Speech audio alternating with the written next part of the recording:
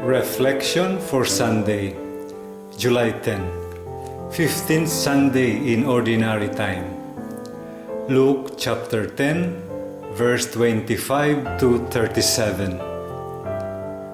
A scholar of the law asked Jesus, "Teacher, what must I do to inherit eternal life?" Jesus told him, "Read what is written in the law." The scholar said this, "You shall love the Lord your God with all your heart, with all your being, with all your strength, and with all your mind, and your neighbor as yourself." Jesus replied to him, "You have answered correctly. Do this and you will live." Then the scholar of the law asked Jesus, "Who is my neighbor?"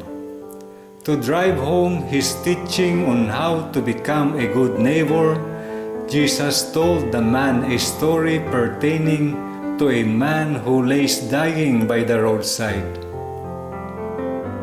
The first who passed by the dying man was a priest. Being a priest, he was expected to embody the teaching of love for God and neighbor. But he only loved God, not his neighbor, for he did nothing to help the dying man.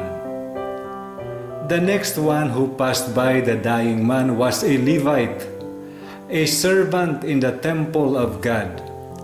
Unfortunately, he also failed the test of love of God and neighbor, for he also did not mind the dying man.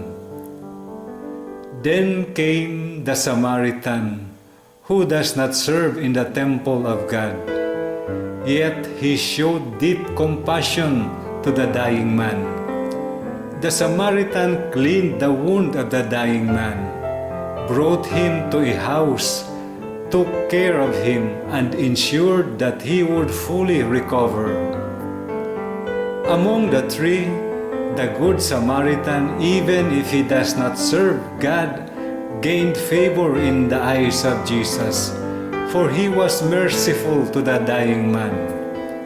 It is very ironic that the priest and Levite, who both served God in the temple, were lacking in the exercise of their faith. Are we not also sometimes lacking in the exercise of our faith? Don't we also ignore from time to time those who are in need of our help? Every now and then, our faith and love for God would also be challenged by Jesus through those who are in need of our help. Let us never turn a blind eye on them or pretend not to see them. Let us not make an excuse for us not to help. Let us help them, just like the Good Samaritan who gained favor in the eyes of Jesus. What do you do when you see someone in need of your help?